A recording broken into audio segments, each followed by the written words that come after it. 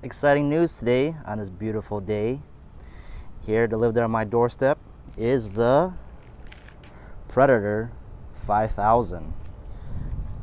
This was quite a surprise for me. I didn't know about this generator until I would say about a week or so ago when Predator announced the generator on a couple of Facebook postings on their fan page.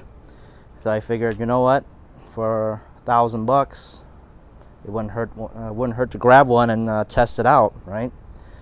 So I cheated a little bit, opened it up. I was gonna do an unboxing, but I stopped myself from there, and I'll unbox it for you guys to see what's inside. So I just cut this open to take a quick peek. And behind this Predator 5000 inverter generator are my other Predator generators that I have. So here's the 9500, two versions of the 3500 here. I'll get into that a little bit later. And then the Predator 2000. Yes, I know Predator has a couple other generators, but those are not inverter generators. Those are just regular open frame non-inverter generators, whereas these are. Okay, all right, let's just get to it. It's going to be hard for me to do this one-handed, but I'll do my best here. So I went ahead and cut that open. As we open it up, great packaging by the way. I didn't upon receiving this through FedEx, there was no damage to the box or anything at all. Appears to be in fairly good condition. So we have looks like a push button remote electric start here. We've got a few jet orifices for altitude here, a user guide. Nice, that's the first. The Predator 3500s don't have that, nor does the 2000. And the 9500 that does not have that. I guess that there was such an issue with fuel that Predator decided to throw these fuel jet kits in here along with gaskets and so forth. So I'm gonna set this aside. We have looks like battery charging cables here, spark plug tool, a funnel, and as you guys know, this is a dual fuel unit. All right. So we'll go ahead and take this out.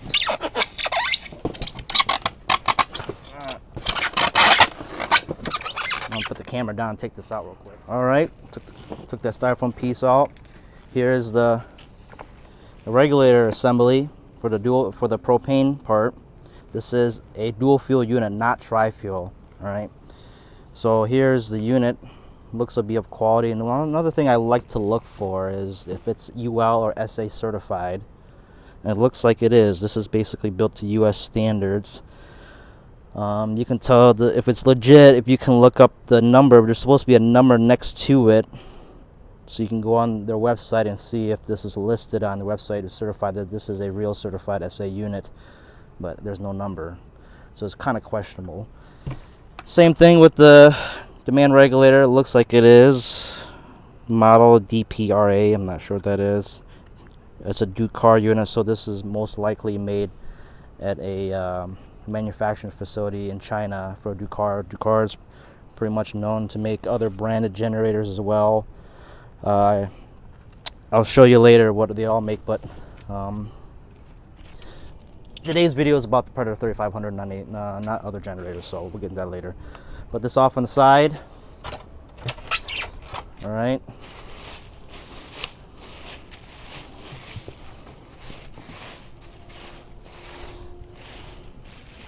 Nice. All right, I'm gonna take this generator out of the box here, and it weighs a little over 100 pounds. So you may need two people to lift it out of the box, or if you want, you can just cut up that box on the side here and take it out that way.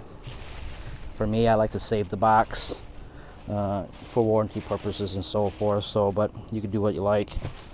All right, I'm gonna pull this out of the box. All right, I took it out of the box here, set it on the ground. Took out the handle a little bit, goes all the way out. Very, very nice. Goes all the way in. There's that new wheel lock. It does not rattle. Very, very nice. Wheels are here, rubberized here. Rolls around quiet. Look at the front panel here. We got the engine start button here. We got the propane input there. The selector knob. We got, yes, it has parallel outlets. Here's the battery switch for on-off. And yes, it is electric start and dual fuel compared to the Predator 30, ever popular Predator 3500. All right. All right, I know this is what everybody wants to see. Side-by-side comparison of the 3500 against the 5000. And we can see how big they are. Predator 5000 looks to be slightly bigger, but heavier for sure.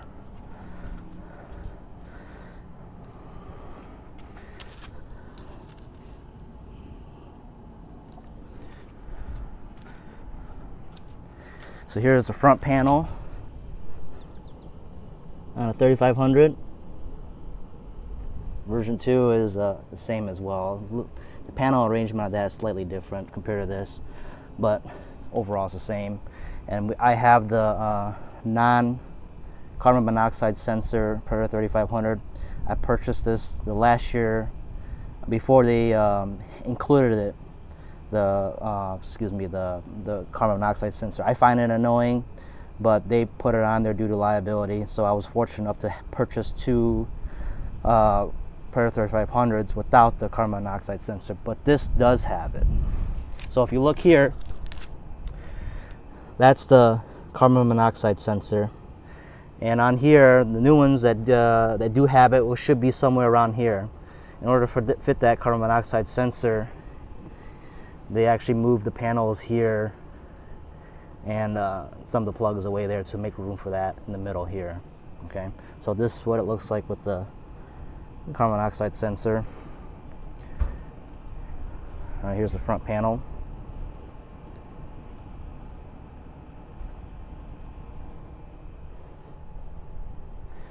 Side cover on here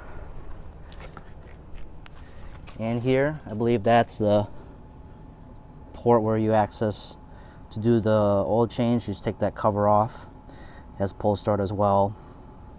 On this side, I call this the version 1 Predator 3500. Just ignore that. That's my undoing. The oil access door is on this side when facing the front. But on this version 2, it's on the right side when facing the front. All right.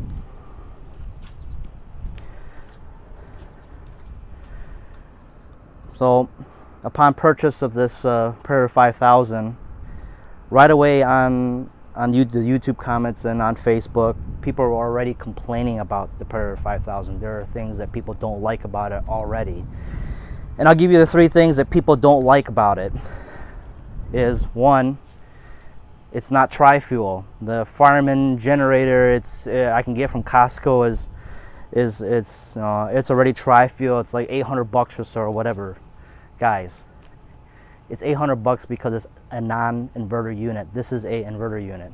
You know, I don't understand how people would want Ferraris and Lamborghinis for prices of Hyundais and Kias. That's not going to happen. All right, this is an inverter unit. Okay, inverter units are expensive. All right, there's more electronics and so forth inside of it compared to an open frame generator. Open frame generator is cheap for a reason. Okay, you wouldn't want to run your sensitive electronic equipment, smart freezers, smart refrigerators, smart dryers, smart thermostats on an open frame generator and not expect anything to happen to your electronics, because the power that comes out of it is not clean compared to an inverter generator. Okay, so here on paper, I have it here. I know people are gonna say it. Yes, look, $800. Yep, but does it say anywhere on here that it's an inverter unit? It's not an inverter unit. All right. Second thing people find extremely disappointing with the Predator 5000 would be the fact that it doesn't have a 220 or 240 volt plug with 50 amp service or 30 amp service. What appliances do you have in your house that draws that much power? Well, you got your stove, you got your electric heater, you got an AC unit, and so forth. There's not enough power in an inverter unit to supply those high draw, high load appliances. You would need something like the Predator 9500 to do it. It's not going to do it in this size unit, especially with an engine that's roughly a little over 200 cc. Well then, with all that said, what does run on 220 or 240 volts at 30 amps or so forth? I would say for a generator this size, if it does have a 220, 240 volt plug, it could more than likely run a well pump, water pump, or sump pump. Anything bigger than that, appliance such as your, like I said, your water heater, stove. I can't think of anything at the moment, but this unit's not going to be able to run anything bigger than your sump pump that I can think of at the moment. This will probably do it. This would run your AC system. That would not. AC system is something like this. Oops. All right. Most likely, it's not practical for Predators to provide the 220, 240 outlet on here, because all I can think of is that only other appliances that use this kind of power and this small of a unit would be a water pump. Right? Anything else, if a customer tries to plug in this generator into their house and flips on the AC over there, guess what happens to this thing? You'll overload it, and you can do it enough times, you'll actually fry the inverter unit. So the liability and the warranty that they have to go through, and the customer's not reading the instruction manuals thinking that this thing would run their whole house and plugging stuff into it, it's not, for Predator, the liability to them is not worth it. So they're not going to provide that for you. But there is a way to convert this to 220, 240 volts if you need it, right? And that's to run your, if you're out in the boonies and if you have to run your water pump and so forth. In my next video, I'll show you how to build an extension cord and wire up for 240 volts. That'll be in my next video. I won't have time to do it today. I gotta go to the hardware store to do it and show you the parts, but I'll do that in the next video. The third and final thing people find extremely disappointing about the Predator 5000 from the comments that I've read on YouTube, on other YouTube videos, is that, hey, it's not fuel injected. Why would you want fuel injection? Why would you want to make your generator more complicated to fix?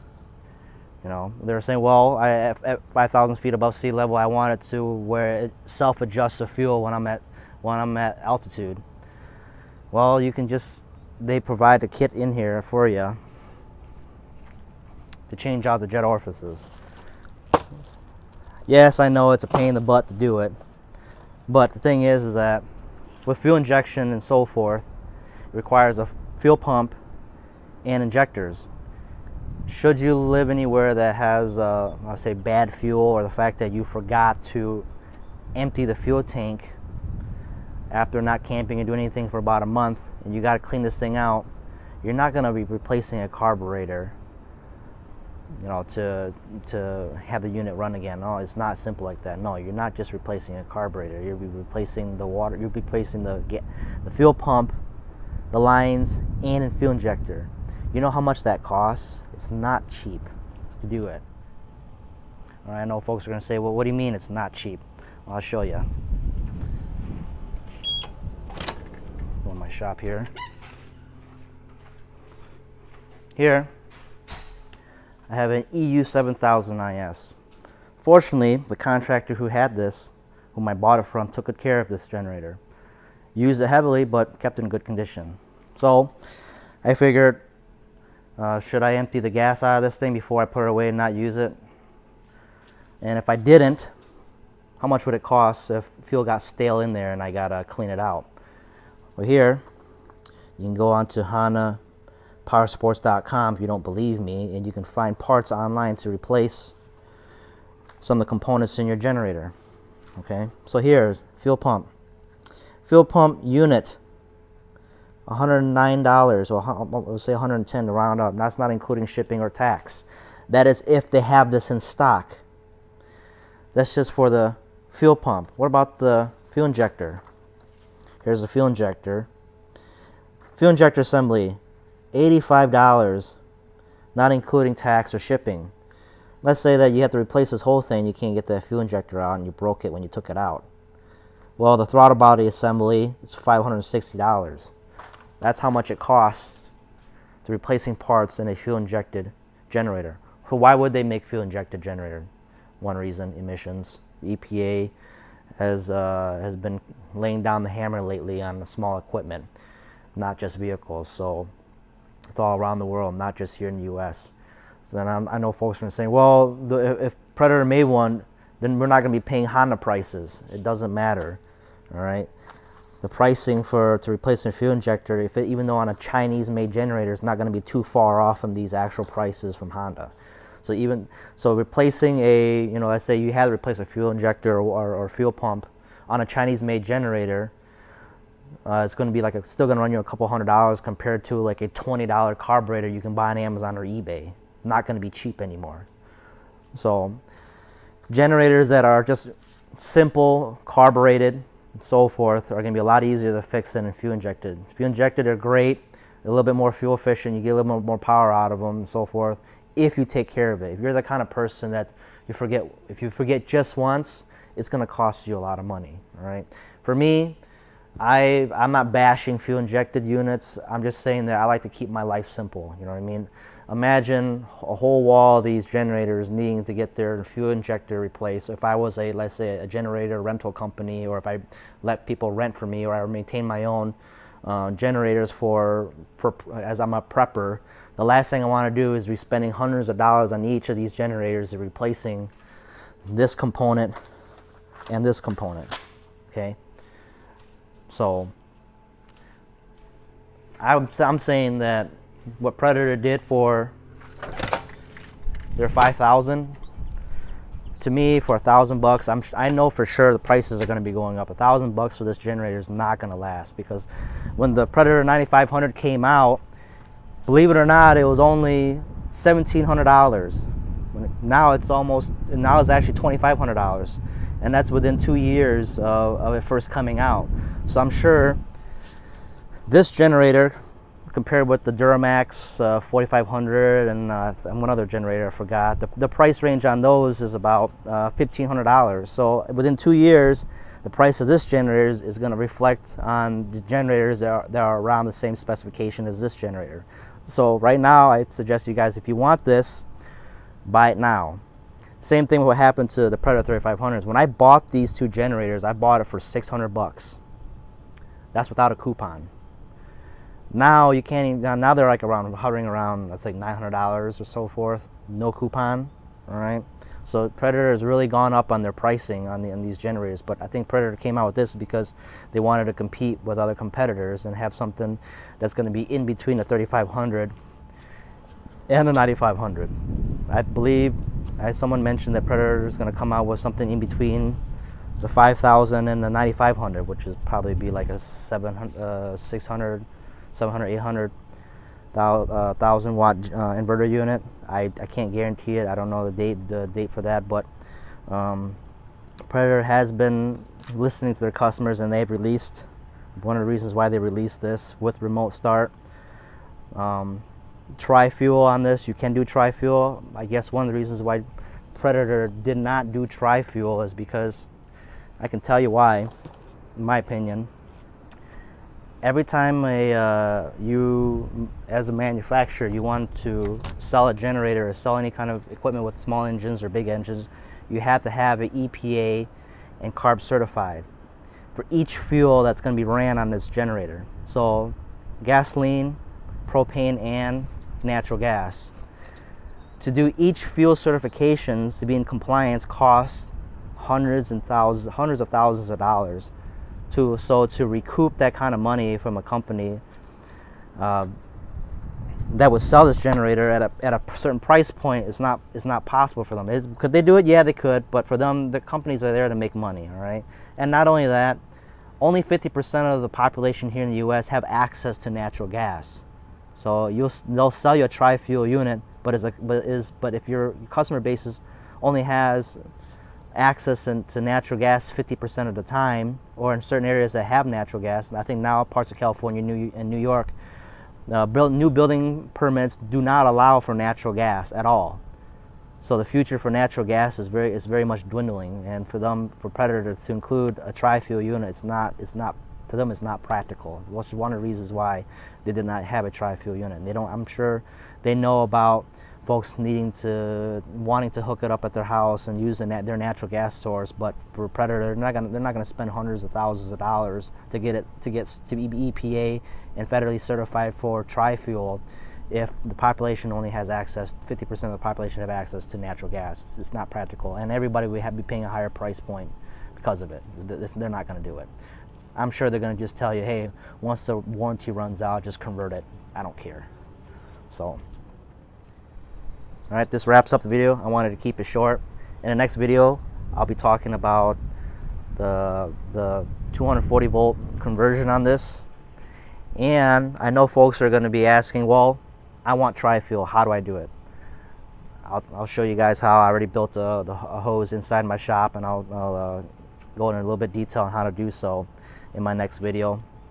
But I could have made a video where I could do decibel testing, I can do load testing and so forth. There's already 2 or 3 other videos doing it. I'll include that in the link in my description. You can watch their video.